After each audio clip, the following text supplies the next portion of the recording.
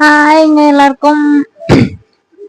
அடிக்கிற வெயிலுக்கு சாப்பாட்டை பார்த்தாலே சாப்பிட முடிய மாட்டேங்குதுங்க. என்ன பண்றது?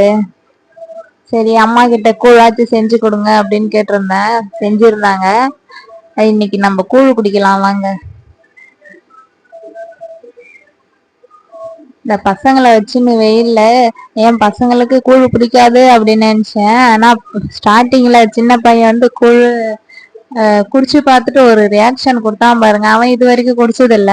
பெரிய பையன் கூட ஒரு தடவை குடிச்சிருக்கான் கடையில.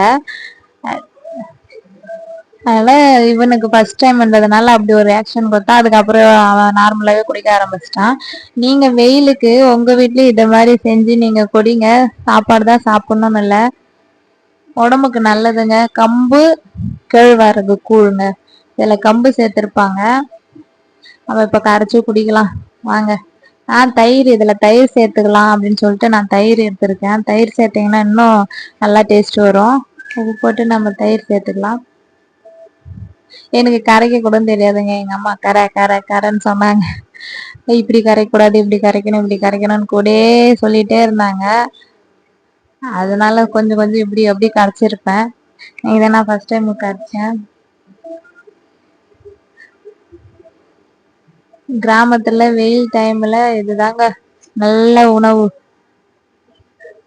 நாங்க மார்னிங் வந்து டிஃபன் சாப்பிடுவோம். மதியத்துல கூழ் தாங்க எப்பவுமே, டெய்லி எங்க வீட்டுல மதியத்துல கூழ். அப்புறம் ஈவினிங் அதாவது தோசை அந்த மாதிரி செஞ்சு சாப்பிட்டு போங்க. வந்துச்சு. நான் இப்போ பாருங்க எல்லாமே மிக்ஸ் ஆயிடுச்சு. இந்த அளவுக்கு மிக்ஸ் பண்ணது தெரியாதுதாங்க. இப்படி அப்படி பண்ணிட்டு இருந்தேன்.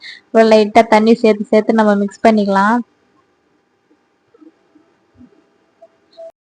கேழ்வரகு கூட கம்பை அரைச்சி, வீட்லயே மிக்சியில அரைப்பாங்க அம்மா. கம்பை அரைச்சி அதை இப்ப மார்னிங் அரைக்கிறாங்கன்னா நைட்டு வரைக்கும், ஈவினிங் வரைக்கும் அதை ஊற வைப்பாங்க தண்ணியில கரைச்சி.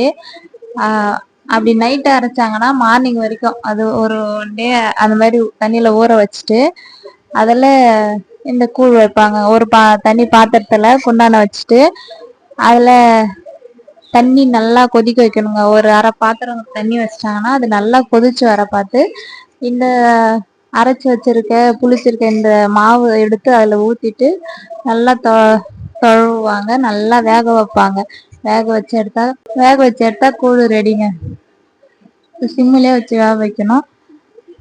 கிராமத்துல எல்லாம் இதுதாங்க ஸ்பெஷல். அவ்வளவுதான், முடிஞ்சிருச்சு, கரைச்சாச்சு. பாருங்க, கூழுக்கிறதுக்கு தொட்டுக்கிறதுக்கு வீட்டுல என்ன இருக்கோ எல்லாத்தையும் எடுத்துட்டு வந்து வச்சேன். வெங்காயம், வேர்க்கடலை, அம்மா காலைல பூசணிக்காய் செஞ்சிருந்தாங்க. பூசணிக்காய் நல்லா இருந்துச்சு. அதனால சரி கூழ் கடிச்சிக்கலாம் அப்படின்ட்டு பூசணிக்காய், வேர்க்கடலை, ஊறுகாய். அப்பா வந்தாக்கா அவர் பச்சை மிளகாய் கடிச்சுக்குவாரு. இது பசங்களுக்கு வேர்க்கடலை எடுத்துக்குவானுங்கன்னு சொல்லிட்டு அவனுங்களுக்குன்னு தனியா அதை எடுத்துட்டு வந்து வச்சேன்.